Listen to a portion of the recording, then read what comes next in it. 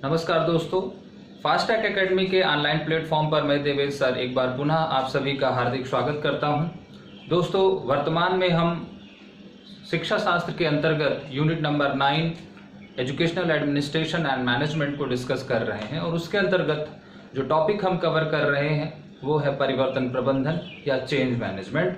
और इस टॉपिक के अंतर्गत अब तक हम लोगों ने 2 क्लासेस कर ली हैं। आज उसकी तीसरी क्लास हम लोग डिस्कस करेंगे और आज की क्लास में हम लोग जो पहला कॉन्सेप्ट लेंगे वो है needs for planned change and it's process, अर्थात एक नियोजित परिवर्तन की आवश्यकता क्या होती है और इसकी प्रक्रिया क्या होती है। जब भी हम किसी संस्था के अंदर, किसी व्यक्ति के अंदर परिवर्तन की बात करते हैं तो परिवर्तन की जरूरत क्या होती है, परिवर्तन क्यों किया जाना चाहिए और किन कारणों से परिवर्तन जो है वो उत्पन्न होता है, और फिर यदि परिवर्तन का जन्म हुआ और परिवर्तन हमें करना भी है तो उसकी प्रक्रिया क्या होनी चाहिए, उसके बारे में आज हम लोग सबसे पहले डिस्कस करेंगे। तो अगर हम यहाँ पर परिवर्तन प्रक्रिया के बारे में बात करें कि परिवर्तन प्रक्रिया की नीड्स क्या है, तो उसमें हम सबसे पहले एक बात करें, थोड़ी सी चर्चा हम लोगों ने लास्ट वीडियो में की थी। वहां पर हम लोगों ने ये बात कही थी कि यदि किसी संस्था के परिप्रेक्ष्य में जो बाह्य परिवर्तन की दर है वो आंतरिक परिवर्तन की दर से ज्यादा है या ज्यादा हो गई है, तो उस संस्था का जो अस्तित्व है वो बहुत जल्द जो है वो समाप्त होने वाला है, या वो संस्था जो है वो बहुत जल्दी जो है वो समाप्त होने वाली है। एक स्टेटमेंट है, उस स्टेटमेंट को लेते हैं। अकॉर्डिंग टू वॉल्टर वेल्च, इन्होंने कहा, if rate of exchange, if external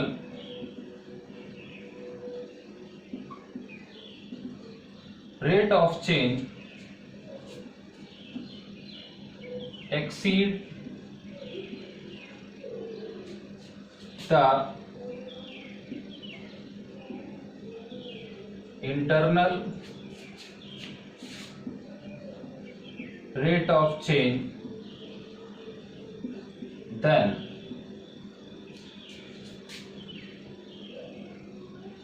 end will be near। इनका एक स्टेटमेंट है, यदि बाह्य परिवर्तन की दर external rate of exchange exceed the internal rate of exchange then end will be near, अर्थात यदि बाह्य परिवर्तन की दर आंतरिक परिवर्तन की दर से ज्यादा हो जाती है तो उसका अस्तित्व निकट है या उसका अंत समीप है। अब अगर हम बात करें यहाँ पर कि एक परिवर्तन की नीड्स क्या होती है, एक परिवर्तन क्यों आवश्यक होता है, तो परिवर्तन के जो कारक हैं, जो उसके रीजंस हैं, वो बहुत सारे होते हैं।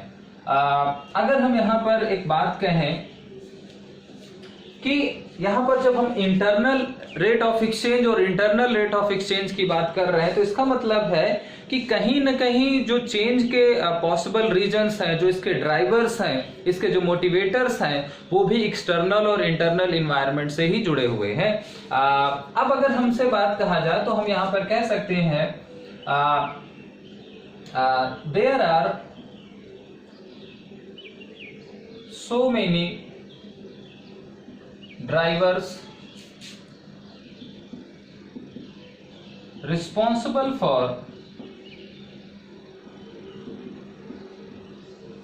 change, और जो ये so many ड्राइवर्स हैं, इनको अगर हम बात करें तो यहां पर कुछ एक्सटर्नल ड्राइवर्स की बात कर सकते हैं, कुछ इंटरनल फैक्टर्स कह लीजिए और कुछ इंटरनल फैक्टर्स कह लीजिए। तो परिवर्तन के कुछ आंतरिक कारक हैं और कुछ बाह्य कारक हैं। अब अगर इन बाह्य कारकों में अगर हम सबसे पहले देखें तो सबसे पहले है न्यू टेक्नोलॉजी। जो सबसे महत्वपूर्ण है। दूसरा अगर हम देखें तो गवर्नमेंट पॉलिसीज,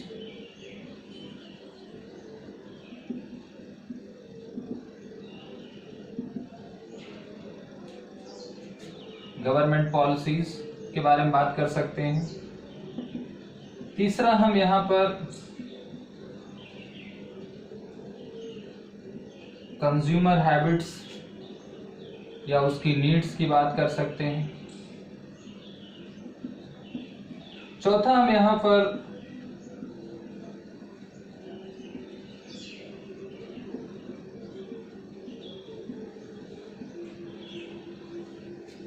फाइनेंशियल सर्कमस्टेंसेस की बात कर सकते हैं। और पांचवा यहां पर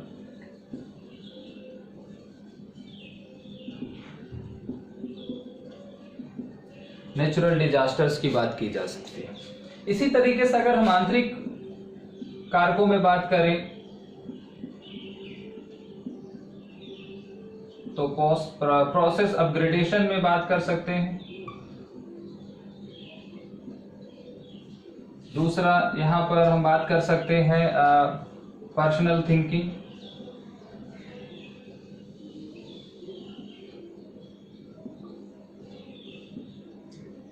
तीसरा कॉन्टिन्यूअस इंप्रूवमेंट।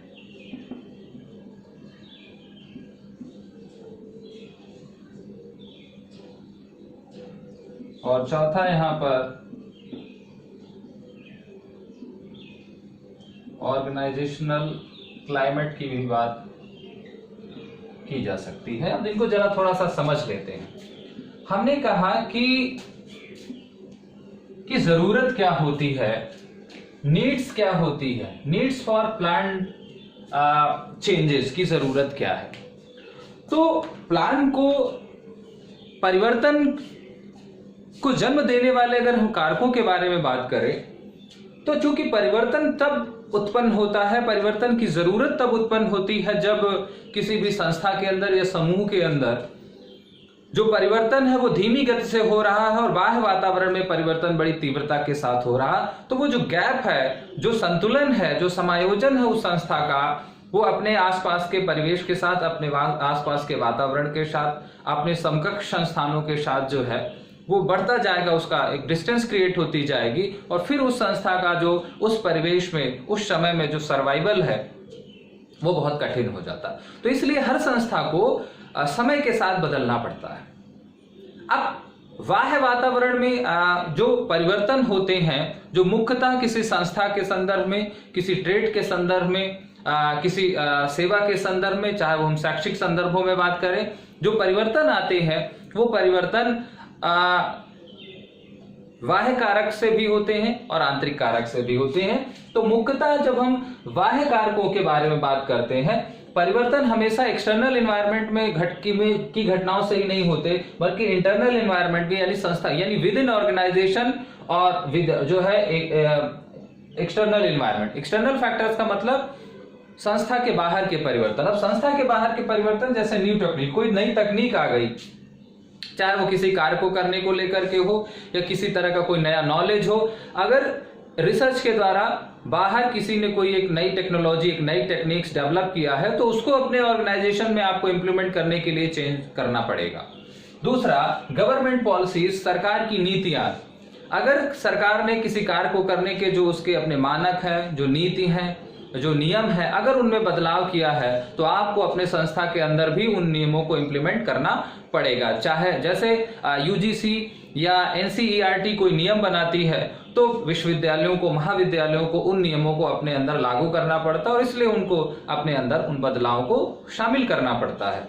ठीक इसी तरीके से कंज्यूमर हैबिट्स, यानी जो उपभोक्ता की आदतें हैं, जो विद्यार्थी की जरूरतें हैं, उनको वो भी समय समय पर, यानी जो टेस्ट है, जो रिक्वायरमेंट है हमारे कंज्यूमर्स की, चाहे वो किसी प्रोडक्ट के रेफरेंस में हो, चाहे वो किसी सर्विस के रेफरेंस में हो, तो चाहे उत्पाद हो या सेवा के संदर्भ में जो हमारा उपभोक्ता है चाहे या विद्यार्थी है, अगर उसकी आदतें बदल रही हैं, उसकी जरूरतें बदल रही हैं, उसकी अपेक्षाएं बदल रही हैं, उसका टेस्ट बदल रहा है, तो उसके हिसाब से भी आपको चीजें बदलनी पड़ती है। आप देखिए तमाम कंपनीज जो हैं वो कस्टमर की जो रिकमेंडेशंस होती है उसके हिसाब से अपना प्रोडक्ट मैन्युफैक्चर्स करती हैं। तमाम सर्विस प्रोवाइडर हैं उनकी जो सर्विसेज हैं वो according to need, according to desire of जो कंज्यूमर है, कस्टमर्स है, उसके हिसाब से रखती हैं। तो उपभोक्ता भी एक महत्वपूर्ण जो कारक है किसी भी परिवर्तन को जन्म देने में। चौथा है फाइनेंशियल सर्कमस्टेंसेस, जिसे हम आर्थिक कारक कहते हैं, आर्थिक परिस्थितियां कहते हैं। फॉर एग्जाम्पल कि अभी कोविड की वजह से तमाम जो है फाइनेंशियल कंडीशंस जो है वो जो है डिस्टर्ब हुई हैं हर ऑर्गेनाइजेशन की, चाहे वो सर्विस सेक्टर का ऑर्गेनाइजेशन हो, चाहे वो प्रोडक्शन सेक्टर का ऑर्गेनाइजेशन हो। तो उसने क्या किया, बहुत सारे परिवर्तन किए, अपनी जो कॉस्ट है उसको कम किया, एम्प्लॉयज की छटनी की, अपने एक्सपेंसेस को कम किया, रिड्यूस किया, तमाम चीजें उन्होंने अपने ऑपरेशंस में तमाम चेंजेस को इम्प्लीमेंट किया। और तो ये जो परिवर्तन है, ये परिवर्तन किस कारण हुआ? आर्थिक कारणों से हुआ। जब पैसे का अभाव होता है तो हम क्या करते हैं, एम्प्लॉयज की सैलरी काटते हैं, एम्प्लॉयज की छटनी करते हैं, तो वगैरह वगैरह। तो एक आर्थिक कारण भी परिवर्तनों में के मूल में हो सकता है। और एक अंतिम है नेचुरल डिजास्टर्स, जिसे हम प्राकृतिक आपदा कहते हैं। जैसे कोविड की वजह से हर तरह का जो परिवर्तन आया, ये क्या है, एक तरीके से एक नेचुरल डिजास्टर्स है। बाढ़ आ गई, भूकंप आ गया, तमाम तरह के जो प्राकृतिक आपदाएं आई, तूफान आया।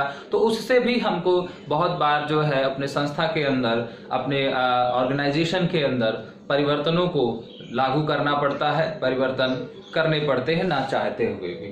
तो ये केवल इतने ही कारक नहीं है, ये ध्यान रखें, और भी बाह्य कारक हो सकते हैं। लेकिन इसमें जो सबसे ज्यादा चीजें हैं, जैसे हमने कहा कि तकनीक आजकल, गवर्नमेंट की पॉलिसी और कस्टमर्स, ये तीन जो है वो मुख्य है। अब केवल बाह्य कारक से या बाह्य वातावरण में हुए परिवर्तनों के समय ही हमको परिवर्तन की जरूरत नहीं पड़ती, या ओरिजिन ऑफ चेंजमेंट्स केवल एक्सटर्नल एनवायरनमेंट में चेंज होने पर ही नहीं होता, बल्कि जो ओरिजिन ऑफ चेंज है वो इंटरनल एनवायरनमेंट में भी चेंज होने के कारण होता है। इंटरनल फैक्टर्स भी उसके लिए रिस्पॉन्सिबल है, जिसमें से पहला है प्रोसेस अपग्रेडेशन, अर्थात जब हम अपनी प्रक्रिया को उन्नत बनाते हैं, उसमें सुधार करते हैं। किसी भी चीज को करने की जो तरीके हैं, तौर तरीके, हम संस्था उसमें स्वयं ही सुधार करना चाहती है। एक स्कूल है, एक कॉलेज है, एक यूनिवर्सिटी है, वो अपनी टीचिंग जो उसकी क्वालिटी है उसको इम्प्रूव करना चाहती है। तो उसने, किसी सरकार ने कुछ नहीं कहा, किसी कोई तकनीक नहीं आई, उसने अपने इंटरनल रिसोर्सेज के बिहाफ पर इस बात की जरूरत महसूस की कि उसे अपने पढ़ने पढ़ाने के जो तौर तरीके हैं उसमें सुधार करना चाहिए। तो इसलिए उसने अपना जो है वो खुद ही एक इनिशिएटिव लिया और अपनी जो प्रोसेस है, चाहे वो सर्विस डिलीवरिंग प्रोसेस हो, चाहे उसकी मैन्युफैक्चरिंग प्रोसेस हो, उसको अपग्रेड करने के लिए, उसको उन्नत बनाने के लिए उसने परिवर्तन को इम्प्लीमेंट किया या स्टार्ट किया। एक पर्सनल थिंकिंग, एक व्यक्ति की अपनी जो व्यक्तिगत उसके सोच होती है, एक चिंतन होता है, वो भी परिवर्तन को जन्म देता है। यहाँ पर चाहे वो पर्सनल थिंकिंग किसी ऑर्गेनाइजेशन की हो या किसी एक पर्टिकुलर इंडिविजुअल या एम्प्लॉयज की हो। फिर कॉन्टिन्यूअस इंप्रूवमेंट, जब हम लगातार सुधार की बात करते हैं, तो जब हम लगातार सुधार का जो है एक क्वालिटी इंप्रूवमेंट की बात हमेशा ध्यान में रखते हैं, तो कहीं ना कहीं उस के मूल में तमाम छोटे छोटे जो परिवर्तन है वो सतत होते रहते हैं। तो एक कॉन्टिन्यूअस इंप्रूवमेंट भी, अगर आपका विजन है, आप ये सोचते हैं कि हमें आप में अपने ऑर्गेनाइजेशन में, अपनी सर्विस डिलीवरिंग प्रोसेस में, अपनी मैन्युफैक्चरिंग प्रोसेस में आपको सतत सुधार करने हैं, तो आप उसमें धीरे धीरे जो आप जरूरत जिस समय जिस चीज की महसूस करेंगे, आप उसमें वो परिवर्तन जो है वो निश्चित रूप से करते चले जाएंगे। और एक चौथा है ऑर्गेनाइजेशनल क्लाइमेट, जिसे हम संस्थागत परिवेश कहते हैं। संस्था के अंदर तमाम एक तरीके का एनवायरनमेंट काम करता है। संस्था की अपनी एक सोच होती है, संस्था का अपना एक मनोवैज्ञानिक परिवेश होता है, और वो परिवेश जो बनता है वो एम्प्लॉयज के अपनी एक जो सामूहिक सोच होती है, जो उनका वर्क कल्चर होता है, उसके आधार पर बनता है। तो ऑर्गेनाइजेशनल क्लाइमेट की चर्चा हम लोग इस एडमिनिस्ट्रेशन एंड मैनेजमेंट की यूनिट में पहले भी कर चुके हैं। आप इसको प्रीवियस वीडियोस में जाकर के देख सकते हैं। लेकिन जो परिवेश है संस्था का, जो संस्थागत परिवेश है, वो भी परिवर्तनों को जन्म देता है। और इसमें हमने कहा कि किसी भी संस्था की, किसी भी संस्थान की जो कार्य संस्कृति होती है, जो कार्य करने का जो उसका माहौल होता है, लोगों के बीच जो इंटरपर्सनल रिलेशंस होते हैं, एम्प्लॉयर और एम्प्लॉयज के बीच की जो बॉन्डिंग होती है, जो लीडरशिप होती है, वो सारे चीजें जो हैं यहाँ पर काम करती हैं। तो उनकी वजह से भी कभी कभी हमें परिवर्तन करने पड़ते हैं। जैसे एक संस्था के अंदर बार बार जो है स्ट्राइक हो रही है, बार बार जो है कर्मचारी हड़ताल कर रहे हैं, तो वहां पर उसको कुछ चेंजमेंट्स करने पड़ेंगे। तो उस तरीके से कुछ आंतरिक कारक भी जवाब रिस्पॉन्सिबल होते हैं चेंज के लिए, और कुछ बाह्य कारक भी रिस्पॉन्सिबल होते हैं। ज्यादातर जो चेंजमेंट्स आते हैं किसी भी संस्था के अंदर, वो इन दोनों फैक्टर्स में से एक्सटर्नल फैक्टर्स ज्यादा हावी होते हैं, क्योंकि वो मजबूरी हो जाते हैं, वो बाध्य करते हैं। अगर सरकार ने कोई नियम बनाया तो हर संस्था को उसको पालन करना उसके लिए बाध्यकारी होता है। तो आंतरिक कारक भी जवाबदेह होते हैं, लेकिन उनकी तुलना में बाह्य कारक ज्यादा जो है वो रिस्पॉन्सिबल होते हैं। तो ओरिजिन कब होता है? जब बाह्य परिवर्तन की दर आंतरिक परिवर्तन की दर से ज्यादा होती है। और बाह्य परिवर्तन किस वजह से आते हैं? बाह्य कारकों की वजह से आते हैं। और आंतरिक परिवर्तन किस वजह से आते हैं? आंतरिक कारकों की वजह से। तो अब इसमें से जितने ज्यादा कारक, अगर यहाँ के कारक ज्यादा हावी हो जाएंगे तो बाह्य परिवर्तन की दर तेज हो जाएगी। यहाँ के कारक कम पावरफुल होंगे, कम एक्टिव होंगे, तो आंतरिक परिवर्तन की दर धीमी रहेगी। तो इसके साथ संस्था को कदम ताल बना करके चलना पड़ता है। और जब हम इंटरनल रेट ऑफ एक्सचेंज और एक्सटर्नल जो रेट ऑफ एक्सचेंज में संतुलन बनाने की कोशिश करते हैं, तो वहां पर वो संस्था जो है स्मूथली रन करती रहती है, और उसका जो एक्सटर्नल एनवायरनमेंट के साथ जो एडजस्टमेंट है वो भी कॉन्टिन्यूअसली मेंटेन रहता है। चलिए गाइस, तो अगर हम लोगों ने इसकी नीड्स को पढ़ लिया, उसके रिस्पॉन्सिबल फैक्टर्स को पढ़ लिया, तो अब इसकी प्रोसेस के बारे में जान लेते हैं। Process of change, process of change, परिवर्तन की प्रक्रिया क्या होती है? तो यहां पर कई फेजेस में परिवर्तन की प्रक्रिया होती है। हम इसको फेज 1 कहते हैं, और फेज 1 को कहा जाता है assess the change,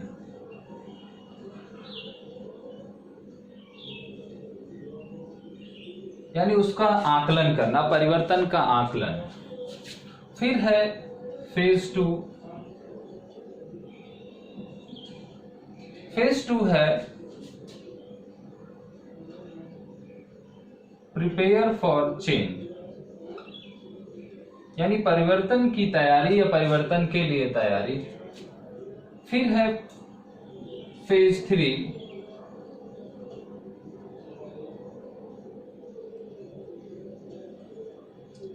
plan for change, यानी परिवर्तन की योजना। फिर है phase 4, implement the plan,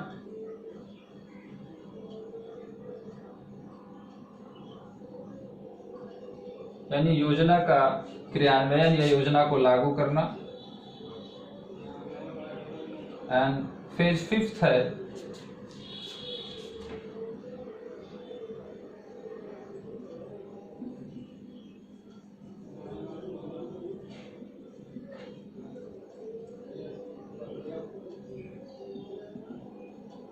supervision, या इसी को हम कह सकते हैं सस्टेनिंग द प्लान, या सस्टेनिंग द चेंज कह सकते हैं यहां पर।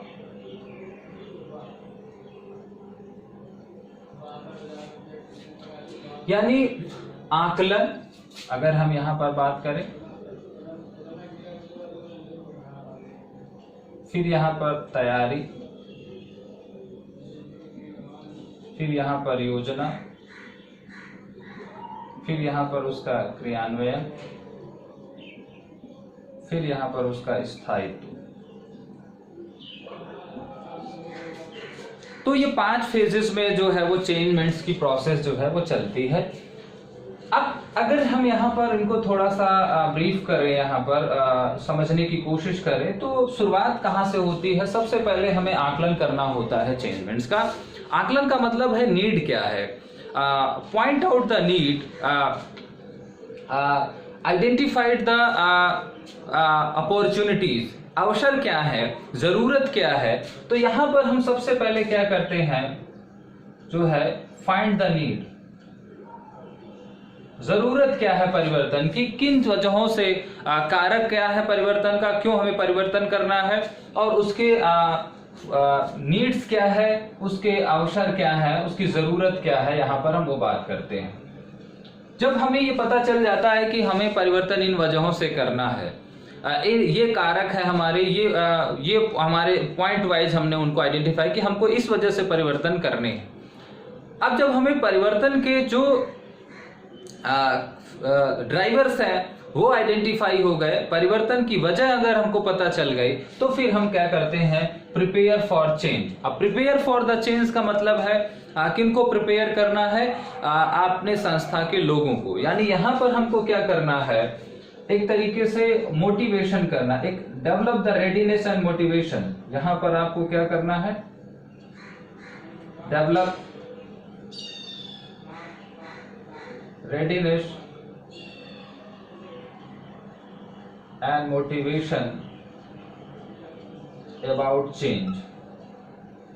परिवर्तन के प्रति लोगों में एक तत्परता और एक अभिप्रेरणा आपको विकसित करनी है, और उसके लिए आपको यानी क्या करना है, उनके साथ कम्युनिकेट करना है, उनको ट्रस्ट में लेना है, उनके साथ एक तरीके से ऑनेस्ट और ट्रांसपेरेंट चीजें रखनी है। तो जब आप पारदर्शिता के साथ लोगों को शामिल करते हुए, अपने कर्मचारियों को के साथ संवाद स्थापित करते हुए उनको विश्वास में लेते हैं, उनको मानसिक रूप से तैयार करते हैं, यानी एक तरीके से यहाँ पर आप उनके साथ एक कन्वर्सेशन करते हैं, एक ट्रांजिशन प्रोसेस एग्जीक्यूट करते हैं, तो धीरे धीरे क्या है, उनमें बदलाव के लिए या बदलाव के प्रति या परिवर्तन के प्रति एक तत्परता, एक जो जागरूकता है, एक जो एक स्वीकृति की जो मानसिकता है वो आप विकसित कर लेते हैं। हमने कहा था कि परिवर्तन करने से पहले परिवर्तन के प्रति लोगों को तैयार करना जरूरी है, क्योंकि अगर एक बार व्यक्ति मानसिक रूप से तैयार हो जाते हैं, क्योंकि ध्यान रहे कि हमने जो प्रिंसिपल पढ़े थे तो हमने कहा था कि different people react differently to change, अलग अलग लोग परिवर्तन के प्रति अलग अलग प्रतिक्रिया करते हैं, और जब भी आप परिवर्तन की बात करेंगे तो कुछ ना कुछ लोग रेजिस्टेंट होंगे, कुछ ना कुछ लोग जो है वो विरोध में आएंगे, अपोज करेंगे आपके परिवर्तन का। तो उन विरोधियों को आपको विश्वास में लेना है, उनके साथ उनको ट्रस्ट में लेना है, उनमें विश्वास पैदा करना है। और विश्वास आप कैसे पैदा कर सकते हैं, उनके साथ कम्युनिकेशन करके, उनके साथ ऑनेस्ट और ट्रांसपेरेंट जो है ट्रांसपेरेंट वे में चीजें जो है उनके सामने रख करके अपनी योजना आप बताएंगे, आप जो कारण है उसकी वजह है उनको आप जब उनके सामने अब ईमानदारी से रखेंगे संस्था के हित के परिप्रेक्ष्य में, तो निश्चित रूप से जो आपके फॉलोअर्स हैं, आपके एम्प्लॉइज हैं, वो आपके उस जो उद्देश्य है, वो जो परिवर्तन की आपकी जो योजना है, उस योजना के प्रति आपको सकारात्मक जो है वो सहयोग प्रदान करेंगे। तो यानी यहाँ पर हमें क्या करना है, एक रेडीनेस और एक मोटिवेशन डेवलप करना है परिवर्तन के संदर्भ में, अपने कर्मचारियों में, अपने अनुयायियों में। और उसके लिए ये रेडीनेस और ये मोटिवेशन कैसे आएगा, जब आप उसके साथ कम्युनिकेट करेंगे, उनको अपने परिवर्तन की वजह बताएंगे, उनके साथ जो है ऑनेस्ट बिहेवियर, उनको साथ जो है सारी बात ईमानदारी के उनके सामने स्पष्ट रूप से रखेंगे, तो निश्चित रूप से जो है उनके जो डाउट्स हैं वो क्लियर होंगे। फिर आते हैं प्लान फॉर चेंज। अब यहाँ पर हमें परिवर्तन की जो परिवर्तन करने, उस परिवर्तन को ग्राउंड लेवल पर लागू करने के लिए जो योजना है, जो आपका जो एक ब्लूप्रिंट है, जो एक रोड मैप है, तो यानी हम यहाँ पर क्या बनाते हैं, एक रोड मैप बनाते हैं, मेकिंग ए रोड मैप, एक रोड मैप आपको बनाना है यहाँ पर। और वो रोड मैप बनाने में आप हेल्प किसकी लेंगे, अपने एम्प्लॉइज की लेंगे, उनकी हेल्प लेंगे, उनको इन्वॉल्व करके ही प्लान बनाएंगे। ध्यान रखें कि कभी भी प्लान लीडरशिप को या हाई अथॉरिटी को इंडिविजुअली नहीं फ्रेम करना चाहिए, क्योंकि अगर आपने कर्मचारियों को शामिल नहीं किया प्लान बनाने में तो वो प्लान ही अच्छा नहीं हो सकता। क्योंकि जब आप कर्मचारियों को विश्वास में लेकर के और उनके जो थॉट्स हैं, उनके जो व्यू पॉइंट है, उनके जो ओपिनियन है, उनको अपनी योजना में शामिल करते हुए बनाएंगे, तो हमने कहा था कि जब वो योजना क्रियान्वित की जाएगी, उस योजना को ग्राउंड पर जो है एग्जीक्यूट किया जाएगा, तो उस योजना के प्रति जो असहमति है, जो उस योजना के प्रति जो नकारात्मकता है, वो शून्य या एकदम नाम मात्र की होगी। इसलिए हर संस्था को ये करना चाहिए, हर संस्था को परिवर्तन के पहले जब वो योजना बनाए परिवर्तन की कि परिवर्तन कैसे करना और क्या करना है, हाउ टू अप्लाई चेंज, तो what is the plan of change, तो उस प्लान में हमें अपने एम्प्लॉयज का व्यू पॉइंट 100% जो है वो कंसीडर करना चाहिए, उनके साथ संवाद करना चाहिए। और आप देखें कि जब भी कोई पॉलिसी सरकार बनाती है तो आप देखें कि वो तमाम तरह के जो विशेषज्ञ हैं, तमाम तरह के जो लोग हैं, उनके साथ एक मीटिंग करती है, उनके साथ एक वर्कशॉप करती है, कम्युनिकेशन करती है, पत्राचार करती है, संवाद करती है। और वहां से, क्योंकि जब किसी योजना को बनाने में एक से अधिक मस्तिष्क काम करेंगे तो जाहिर सी बात है जो उसका आउटपुट होगा वो ज्यादा क्वालिटेटिव होगा। इसलिए यहाँ पर इस बात का ध्यान रखें कि जब भी प्लान फॉर चेंज आप बनाएंगे, जब भी उसका एक रोड मैप बनाएंगे, तो with the help of employees, with the involvement of employees opinion ही आपको बनाना है। देन इम्प्लीमेंट द प्लान, फिर आप उस प्लान को एग्जीक्यूट करें, उस टेक एक्शन अबाउट चेंजमेंट्स, जो भी आपको उस परिवर्तन के प्रति जो आपको एक्शंस लेने हैं, जो कार्य करने हैं, वो आप करें। ध्यान रखें कि जब आप कार्य कर रहे हो, जब किसी भी प्लान का जो है इम्प्लीमेंटेशन ऑफ चेंजमेंट करें, जब भी किसी परिवर्तन को आप क्रियान्वित करें, तो 2-3 बातें आपको वहां पर ध्यान में रखनी है कि जब भी आप परिवर्तन का क्रियान्वयन करेंगे ग्राउंड लेवल पर, तो पहली चीज है कि आपको वहां पर टाइम देना है, क्योंकि परिवर्तन जो है वो एक टाइम टेकिंग प्रोसेस है। परिवर्तन ओवर द नाइट नहीं हो जाता, तो आपको टाइम देना है। दूसरा, परिवर्तन के दौरान भी तमाम तरह की जो शंकाएं हैं, तमाम तरह के जो डाउट्स हैं, वो कर्मचारियों को हो सकते हैं, तो वो डाउट्स भी आपको उनको क्लियर करना है। क्योंकि कभी कभी क्या है, परिवर्तन की जो वजह है वो भूल जाते हैं, तो आपको समय समय पर उसके जो मूल में जो रीजन्स हैं उनको भी रिमाइंड कराना है, आपको सपोर्ट करना है, आपको वहां पर हेल्प करना है, वहां पर ट्रेनिंग देनी है, जल्दबाजी बिल्कुल नहीं करनी है। तो आप क्या करेंगे, जब भी आप किस परिवर्तन की कार्य योजना का क्रियान्वयन करेंगे, तो 2 चीजें हैं, आप रिवॉर्ड एंड रिकॉग्निशन रखेंगे कि वो जो परिवर्तन है, उस परिवर्तन को जो सबसे जल्दी और सबसे आसानी से ग्रहण करेगा, आप उसको पुरस्कृत करेंगे, उसकी प्रशंसा करेंगे। तो रिवॉर्ड एंड रिकॉग्निशन आपको मेंटेन करना है, आपको सपोर्ट एंड हेल्प करना है, आपको टाइम देना है, और आपको उनके डाउट्स को टाइम टू टाइम क्लियर करते रहना है, और जो नीड्स ऑफ चेंज है उसको भी रेगुलर इंटरवल पर रिमाइंड्स कराते चलना है, ताकि जो आपका जो प्लान है वो कॉन्टिन्यूअस एग्जीक्यूट होता रहे। क्योंकि जो व्यक्ति की थिंकिंग है, जो उसकी सोच है और उसके जो कार्य हैं, थिंकिंग एंड डूइंग कभी भी रिवर्स हो सकता है। क्योंकि अगर वहां पर प्रॉपर जो है व्यक्ति को ईंधन नहीं मिला, फ्यूल नहीं मिला, तो कभी भी रिवर्स में जो आपके कर्मचारी हैं वापस आ सकते हैं, अपनी जो ओल्ड थिंकिंग है, ओल्ड डूइंग है, उस पर आ सकते हैं। तो वो जो चेंज कर रहे हैं, जो न्यू थिंकिंग और न्यू डूइंग आपने अप्लाई की है अपने प्लान के थ्रू, अपने चेंज के थ्रू, तो वो जो न्यू थिंकिंग है, न्यू डूइंग है, उस पर ही वो रिटेन करें, उसको ही सस्टेन करें। इसके लिए जरूरी है कि उनको प्रॉपर रिवॉर्ड मिलता रहे, उनको रिकॉग्निशन मिलता रहे, उनको सपोर्ट मिले, उनको हेल्प मिले, उनको टाइम मिले, और उनके जो डाउट्स हैं वो रेगुलरली उनको क्लियर किए जाए, और उस परिवर्तन के जो रीजन्स हैं उनको भी समय समय पर उनको याद दिलाता जाए, उनको भी रिमाइंड्स कराता चला जाए। फिर सुपरविजन और सस्टेनिंग द चेंज, फिर आप उस परिवर्तन को स्थायी बनाना। परिवर्तन कर दिया, लेकिन आपने कहा ना कि उस परिवर्तन को स्थायित्व देना, उसको एक स्थिरता प्रदान करना, उसको एक कांस्टेंट करना बहुत जरूरी है। और इसके लिए भी हमें क्या करना है, जो है रिकॉग्निशन आपको इनकरेज करना है, रिकॉग्नाइज करना है, रिवॉर्ड देता रहना है, और जो उनकी थिंकिंग है, जो ओल्ड थिंकिंग है और जो ओल्ड उनकी डूइंग है, उसको प्रिवेंट करने के लिए आपको वहां पर उनके डाउट्स को मेंटेन करना है। तो यहाँ पर आप क्या करेंगे, उसका इवैल्यूएशन करेंगे। यानी यहाँ पर अगर हम बात करें तो यहाँ पर इवैल्यूएशन करेंगे, जो परिवर्तन है उनको आप क्या करेंगे, फिक्स्ड करेंगे, देन उसको क्लोज आउट करेंगे, उसको बंद करेंगे, अब नए परिवर्तन। तो आपने क्या किया, आपने परिवर्तन का मूल्यांकन किया, यानी जो परिवर्तन लेकर के आप चले थे क्या वो परिवर्तन हो गए या उसमें से कुछ चीजें छूट गई। फिर दूसरा आपने उसको स्थायी किया, यानी उन परिवर्तनों को आपने यहाँ पर रिटन कर दिया, लिखित कर दिया। अभी तक उस चीज प्रावधानों को आपने मौखिक रूप से रखा, अब उसको लिखित कर दिया और फिर उसको बंद कर दिया, यानी अब वो जो योजना है, वो जो प्लान है, वो स्ट्रैटेजी है, उसको बंद कर दिया और फिर से अब नए परिवर्तन की ओर आप उन्मुख हो गए। तो सस्टेनिंग द चेंज का मतलब है यहाँ पर व्यक्ति अपने पूरी की पूरी जो चेंज प्रोसेस है उसका असेसमेंट, उसका इवैल्यूएशन करता है, चेंज प्रोसेस को फिक्स्ड करता है, स्थायी करता है, इसका मतलब उसका डॉक्यूमेंटेशन करता है, एंड देन क्लोज्ड आउट, और उसको फिर बंद करता है और फिर से एक फर्दर जो चेंजमेंट्स का फिर से वो जो next assess about the change है, यानी यहाँ पर वो फिर आ जाता है और ये प्रक्रिया कॉन्टिन्यूअस चलती रहती है। तो गाइज ये था प्रोसेस ऑफ चेंज, जिसमें से हमने 5 फेजेस के बारे में बात की। और ध्यान रखें कि ये जो 5 फेजेस हैं ये ग्लोबली इस्तेमाल होते हैं चेंजमेंट्स के बारे में। अब एक तीसरी जो आपके इस टॉपिक में चीज जो आपको पढ़नी है वो पढ़ना है 3 step model of change.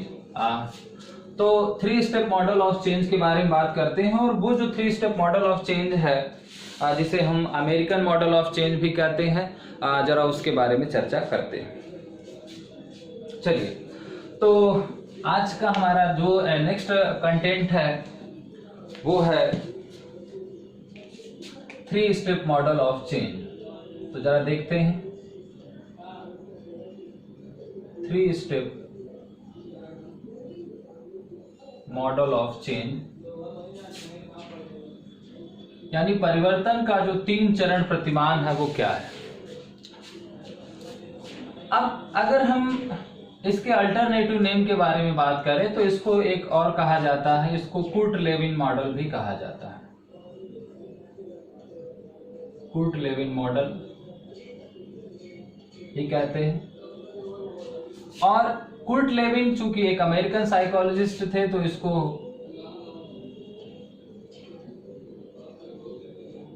American model of change भी कहते हैं।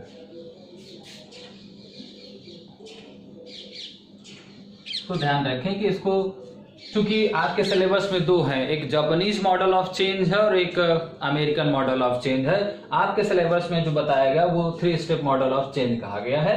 तो ध्यान रखें कि 3 स्टेप मॉडल ऑफ चेंज कह लीजिए, या इसी को आप कुर्ट-लेविन मॉडल कह लीजिए ऑफ चेंज, या इसी को अमेरिकन मॉडल ऑफ चेंज। और ये जो मॉडल है ये 1950 के आसपास कुर्ट-लेविन ने दिया था। तो अब जरा इस मॉडल को जरा समझते, बहुत इंपॉर्टेंट मॉडल है और कई बार एग्जाम में इससे संबंधित जो क्वेश्चंस है वो पूछे जा चुके हैं। चलिए, अब ये मॉडल को समझने के लिए एक बड़ा ही हम ग्राउंडेड एग्जांपल लेते हैं। मान लीजिए आपके पास क्या है, एक क्यूब शेप की आइसक्रीम है। If you have cube shape ice cream but you want to cone shape ice cream, अर्थात आपके पास एक घन के आकार की आइसक्रीम है लेकिन आपको एक शंकु के आकार की आइसक्रीम चाहिए। फॉर एग्जाम्पल कि आपके पास कुछ इस तरीके का आइसक्रीम है, लेकिन आपको आइसक्रीम कैसी चाहिए, आपको आइसक्रीम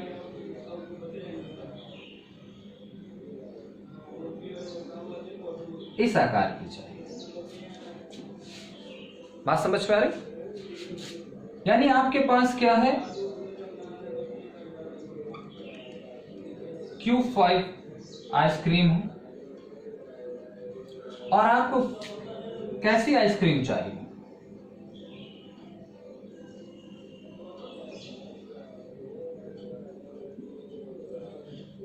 आपको चाहिए कोन शेप आइसक्रीम, क्यूब शेप कह लीजिए। यहां पर एक सामान्य सा प्रश्न है, क्या करेंगे आप? घन के आकार की आपके पास एक आइसक्रीम है और आपको एक शंकु के आकार की आइसक्रीम चाहिए, तो आप क्या करेंगे? बहुत सारे लोग कहेंगे भाई हम दूसरी आइसक्रीम परचेज करेंगे, लेकिन यहां पर दूसरी आइसक्रीम का आपके पास ऑप्शन नहीं। तो बड़ा सिंपल सा एक मॉडल है, यहां पर बड़ी सिंपल सी बात यहां पर निकल करके आती है कि सबसे पहले अगर हमको घन के आकार की आइसक्रीम के स्थान पर एक शंकु के आकार की आइसक्रीम चाहिए, तो सबसे पहले ये है कि ये जो क्यूब शेप की आइसक्रीम हम इसको मेल्ट कर दें, हम इसको पिघला दें। यानी जो क्यूब शेप की आइसक्रीम है उसको मेल्ट करके, उसको कन्वर्ट करके हम किसमें? वाटर में कन्वर्ट कर दें, यानी आइस वाटर में, यानी ice cream converted into ice water कर दें। पहला काम तो ये कर सकते हैं। फिर जब वो आइसक्रीम आइस वाटर में कन्वर्ट हो गई, तो फिर उस आइस वाटर को हम क्या करें? एक कोन शेप के पॉट में फिल कर दें, उसमें मोल्ड कर दें, भर दें। और जब वो आइस वाटर एक कोन शेप के पॉट में, एक कोन आकार के बर्तन में जब भर देंगे, तो फिर उस पॉट को रेफ्रिजरेटर में हम रख दें, उसको हम फ्रीज में रख दें। तो थोड़ी देर बाद, कुछ समय बाद हमको कोन शेप में आइसक्रीम मिल जाएगी। एक बड़ी सिंपल सी प्रक्रिया है। हमको घन के आकार की आइसक्रीम थी हमारे पास और हमको शंकु के आकार की आइसक्रीम चाहिए थे। हमने 3 काम किए। ये जो 3 स्टेप मॉडल ऑफ चेंज है, ये एक्चुअल में इन्हीं 3 कामों पर, इसी एग्जाम्पल से आपको समझने हैं। सबसे पहले आपको क्या करना है? Cube shape ice cream melt into ice water. यानी अब अगर इस मॉडल के 3 स्टेप्स को हमको समझना है, तो वो 3 स्टेप्स यहीं से निकल करके आएंगे गाइस। उसी से हम इस मॉडल का जो है पूरा का पूरा जो मीनिंग है वो समझेंगे यहां पर। तो सबसे पहले आपने क्या किया?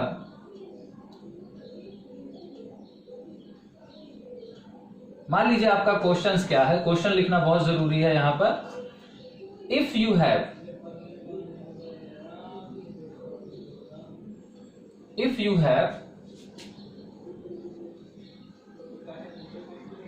cube shape ice cream but you want to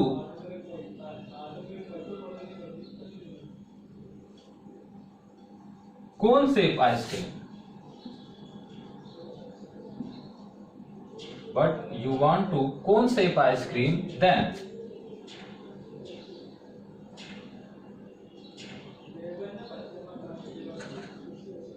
what to do you?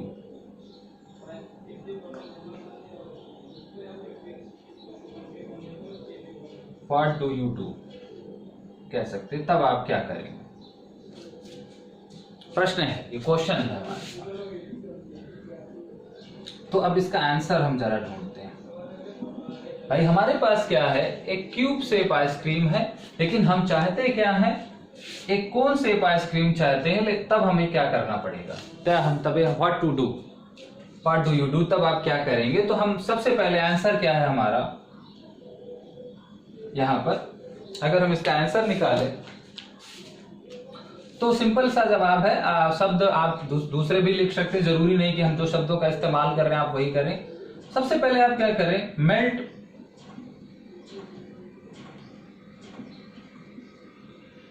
Cube shape ice cream into ice water, यानी उसको पानी में बदलने दें या पिघला दें, इनटू वाटर, पानी में बदल लें। सिंपल सा आप कहते हैं। पहला स्टेप तो आपने ये किया। देन आप फिर क्या करेंगे?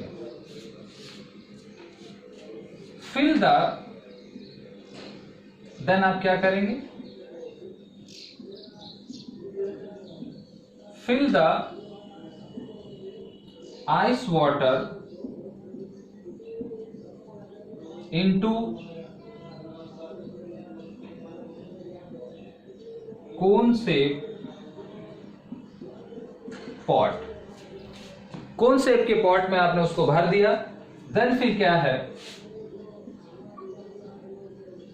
Put the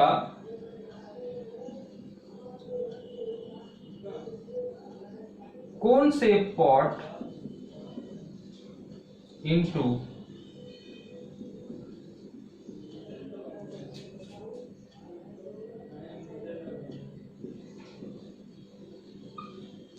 refrigerator. आपने उसको क्या किया, रेफ्रिजरेटर में रख दिया। तो ये यानी ये स्टेप नंबर फर्स्ट था,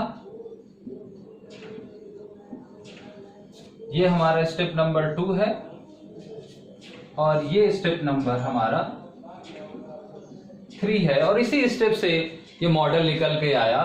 तो यानी हमने सबसे पहले क्या किया, अनफ्रीज किया। हमने क्या किया, अनफ्रीज किया। फिर क्या किया,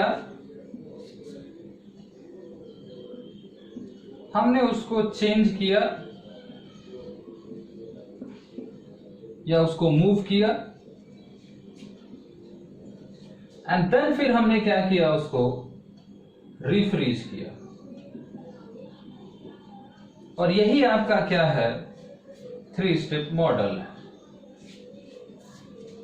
एक्चुअल।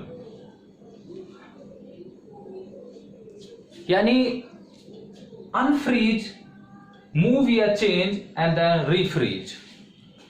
तो ये है हमारा अमेरिकन मॉडल ऑफ चेंज या Kurt Lewin model of change. अब जरा इसके अंदर की चीजें हमें जो है इंडिविजुअली समझनी है। बहुत सारी चीजें इसके अंतर्गत निकल करके आती हैं। अब अनफ्रीज का मतलब है, हमने कहा था कि सबसे पहले लोगों के दिमाग को पिघलाना पड़ेगा, प्रिपेयर करना पड़ेगा, अनफ्रीज करना पड़ेगा। कोई चीज जमी हुई है, अगर किसी की कोई मानसिकता है, कोई व्यवस्था है, वो स्थापित है, तो पहले उसको आपको सॉफ्ट करना पड़ेगा, उसको पिघलाना पड़ेगा। तो सबसे पहले आप क्या करते हैं, जब आपने एक आवश्यकता महसूस की जो आपको परिवर्तन करने हैं, तो सबसे पहले लोगों को उस परिवर्तन के लिए आपको क्या करना पड़ेगा, प्रिपेयर करना पड़ेगा। यानी यहां पर आपको क्या करना है, वही एक रेडीनेस डेवलप करनी है, एक मोटिवेशन आपको डेवलप करना है, और वो रेडिनेशन और मोटिवेशन अबाउट द चेंज, परिवर्तन के प्रति लोगों में अभिप्रेरणा, लोगों में एक तत्परता विकसित करनी है। और वो तत्परता आप किससे विकसित करेंगे, वो तत्परता आप विकसित करेंगे उनके साथ संवाद स्थापित करके, उनमें विश्वास पैदा करके, उनके डाउट्स क्लियर करके, उनमें परिवर्तन की जरूरत के प्रति जो उनकी शंकाएं हैं, परिवर्तन के जरूरत के प्रति, परिवर्तन के प्रति जो आपके तर्क हैं, तो आपको लॉजिक बताने हैं, आपको अपने रीजंस बताने हैं, आपको उनके अंदर एक ट्रस्ट डेवलप करना है, उनको ट्रस्ट में लेना है through the communication, through the meeting, honesty और ट्रांसपेरेंसी के साथ। तो जब आप अनफ्रीज कर लेते हैं, अर्थात उस आइसक्रीम को पानी में बदल लिया, तो इसी तरीके से आप क्या है, लोगों की वो जो एक जो स्थायी मानसिकता है, उस मानसिकता को आपको सॉफ्ट करना है, उसको पिघलाना है, और यही आपका क्या है, ट्रांजिशन प्रोसेस है। इसी को हम ट्रांजिशन कहते हैं, चेंज नहीं कहते। तो सबसे पहले आपको मनोवैज्ञानिक रूप से प्रयास करने हैं। तो यहां पर आपने क्या किया, एक रेडीनेस के बारे में बात की, एक मोटिवेशन के बारे में बात की, लोगों को मानसिक रूप से तैयार करने के बारे में बात की, और ये कैसे करना है हमने कहा, उसके लिए आप communication is a most important की फॉर दिस वर्क। चलिए, जब हम लोगों के अंदर एक ट्रस्ट डेवलप कर लिए हमने, हम उनके सारे डाउट्स को क्लियर कर दिया, अपने परिवर्तन के लॉजिक्स उनको बता दिए, और वो मानसिक रूप से तैयार हो गए, तो फिर क्या करना है, यानी यहां पर आपने क्या किया, एक रेडीनेस के बारे में बात करनी है। बहुत सारी बातें आप यहां पर लिख सकते हैं। जब रेडीनेस विकसित हो गई, तो अब यहां पर क्या करना है, आपको एक प्लान बनाना है। और अब यहां पर प्लान किसके द्वारा बनाना है, यानी यहां पर with the opinion of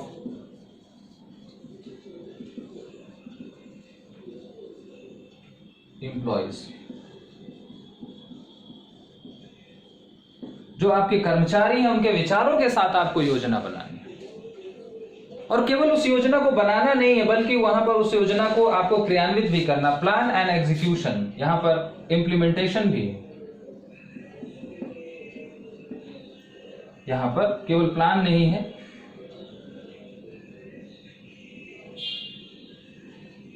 बल्कि उसका इंप्लीमेंटेशन है। तो आप सबसे पहले क्या बनाएंगे, उनके साथ चर्चा करके एक प्लान बनाएंगे, कार्य योजना बनाएंगे, उनके ओपिनियन को शामिल करते हुए। फिर उस योजना को आप क्या करेंगे, क्रियान्वित करेंगे। फिर उस योजना में आपको क्या करना है, जब आप योजना लागू करते हैं तो हमने कहा था योजना को क्रियान्वयन के समय कुछ बातें आपको ध्यान में रखनी है। सबसे पहले आपको यहाँ पर ट्रेनिंग देनी है, सपोर्ट देना है, यानी सपोर्टिंग एंड ट्रेनिंग भी आपका इसी के अंतर्गत आएगा। तो मुख्य बातें अगर हम यहाँ पर बात करें तो make a change plan, implementation of plan, supporting and training, time and reminds the reason for change in regular interval.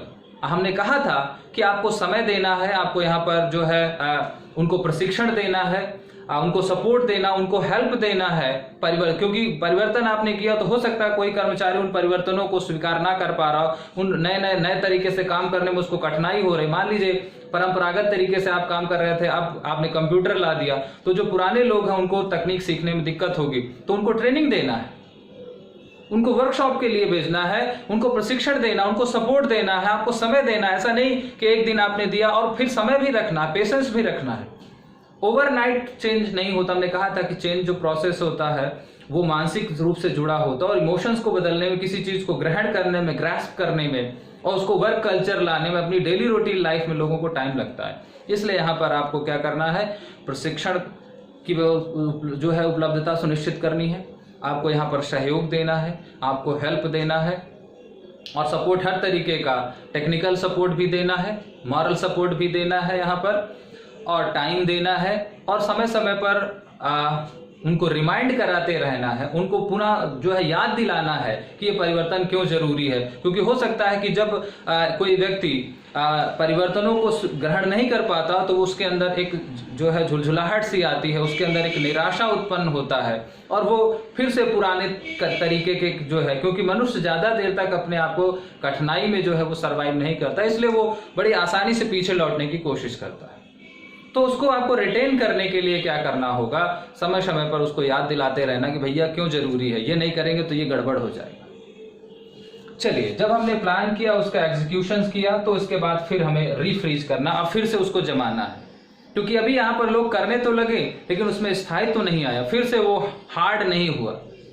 यहाँ पर क्या है, जो आइस वाटर है वो पानी के कोन के शेप में तो आ गया, लेकिन अभी वो सॉफ्ट है। अब उस कोन को, उस आइस वाटर को फिर से आइसक्रीम की तरह हार्ड करना है, तो यानी उनको उसको फिर से रिफ्रीज करना है, और उस रिफ्रीज के लिए हमने क्या किया, उसको रेफ्रिजरेटर में यानी फ्रिज में हमने डाल दिया। तो यहाँ पर अब क्या करना है, वही चीज करना है, आपको लोगों को जो है रिवॉर्ड देना है, उनका रिकॉग्निशन करना है। आपको यहाँ पर पुरस्कार और प्रशंसा को ध्यान में रखना है कि अगर जो लोग जो है जो नए व्यवस्था को स्वीकार कर लिए, नए तरीके से काम करना सीख गए, आप उनकी सार्वजनिक रूप से जो है उनको पुरस्कृत कीजिए, उनकी सार्वजनिक प्रशंसा कीजिए, ताकि दूसरे लोग भी उस प्रशंसा से मोटिवेट होकर जल्द से जल्द उन परिवर्तनों को आत्मसात करने का प्रयास करें। क्योंकि जब व्यक्ति सीख रहा होता है और उसको कठिनाई हो रही हो, तो हमने कहा था कि व्यक्ति बहुत ज्यादा अपने आप को तनाव की स्थिति में नहीं रखता, और वो अपने जो पुराने उसके जो आदत पड़ी होती है, जो क्योंकि हम अपनी आदतों के गुलाम होते हैं, मनो मस्तिष्क जो है वो अपनी हैबिट्स का बहुत जो है एक तरीके के गुलाम होता है, और वो पुनः जो है वो पुरानी आदतों को स्वीकार कर लेता। 2-3 दिन तो नई तरीके से काम किया, उसमें कठिनाई हुई, उसमें से उसको मन नहीं भरा या उसको सेटिस्फैक्शन नहीं हो, तो वो अपना पुराना छोड़कर नहीं मैं तो यही चलाऊंगा, मैं तो इसी तरीके से काम करूंगा। लेकिन वो तो आपका उद्देश्य नहीं था, आप तो अपग्रेड करना चाहते थे, आप सुधार करना चाहते हो, आप उन परिवर्तनों को लागू करना चाहते हो। तो आपको रिफ्रीज करना है। इसके लिए हमने कहा था कि आपको उनके साथ जो है उनके जो डाउट्स हैं उनको भी क्लियर करते रहना है वहाँ पर। और जो मुख्य चीज़ है रिफ्रीजिंग में वो है रिवॉर्ड्स जो है और रिकॉग्निशन। ये चीज़ आपको जो है यहाँ पर मेंटेन रखनी है, क्योंकि जब आप रिवॉर्ड एंड रिकॉग्निशन करते हैं तो एक लालच मिलता है, एक प्रलोभन मिलता है, और जो आपके कर्मचारी अपनी पुरानी थिंकिंग, यानी यहाँ पर आपको क्या करना है, यहाँ पर आपको क्या करना क्या है,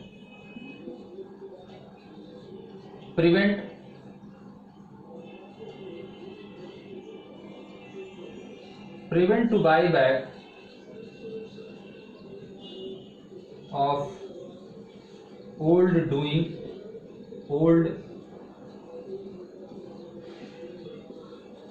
thinking and doing। पुराने तरीके से सोचना और पुराने तरीके से करने से आपको आने से बचाना, और इसके लिए आप क्या करेंगे, रिवॉर्ड एंड रिकॉग्निशन का इस्तेमाल करेंगे, जिससे वो चीज पुनः जो है वो रिफ्रीज हो जाएगी। तो गाइज ये था अमेरिकन मॉडल ऑफ चेंज, जिसे हम कुर्टलेविन मॉडल ऑफ चेंज कहते हैं, यानी अनफ्रीज देन मूव या चेंज कह सकते हैं, देन रिफ्रीज। और इसको बड़ा आसानी से हम याद कर सकते हैं।